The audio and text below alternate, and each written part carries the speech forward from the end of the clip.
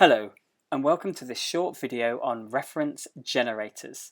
There are many different ones on the internet, but today we're focused on the website cite.thisforme.com. So, what is a reference generator? A reference generator, or sometimes referred to as a citation tool, is a digital application that creates reference lists and in-text citations in all referencing systems. It's a quick and easy way to create citations, but it does have its limitations.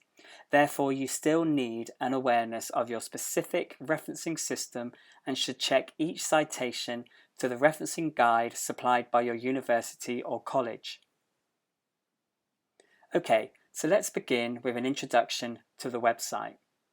When you go to the Cite This For Me webpage, it first asks which referencing system you'd like to use. It offers Harvard, APA, MLA as default, but you can click on more for a whole range of other systems like Chicago, IEEE, etc. Once you have chosen your system, and in this case I've chosen Harvard, it takes you to the next page, which presents a range of different source types, such as websites, journals, and books, as default settings, but you can again click more for a whole range of specific sources. So the best way to demonstrate how this website works is by giving an example.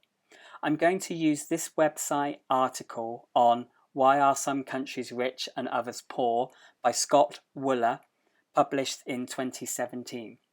The URL is in the description box below if you want to try this too. Okay, so let's start from the beginning. I'm going to use the Harvard referencing system. I then choose website in source types. In the search box, I copy and paste the URL. Because it is a specific URL source, there is only one to choose from. If I was to put in the title instead, I would be given lots more search results and I'd have to identify the specific article from these results. I select the article and then click Cite. It then presents the article reference, but as you can see, it could not find the authors or publication date. This needs to be added manually. I click Continue and it takes me to this page. I then go back to the article to check the authors and year published and add these manually. I then click Complete Citation. This then provides the complete citation. Now this is the important part where I need the knowledge of my specific referencing system so that I can check if the citation is accurate. Unfortunately, it has a punctuation issue. In my Harvard referencing guide supplied by my university, it states that the title should only capitalize the first word, but here in this complete citation, every word in the title is capitalized. Just look at my Harvard guide on capitalization of titles. You can see here that it states no capital on the other words.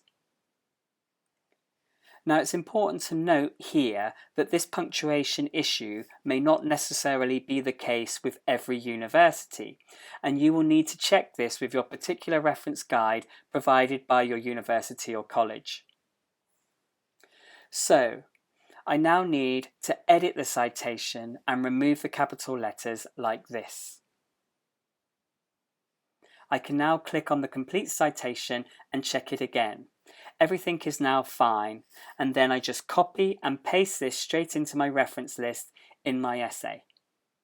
Simple. Okay, so that's how to use Cite This For Me reference generator.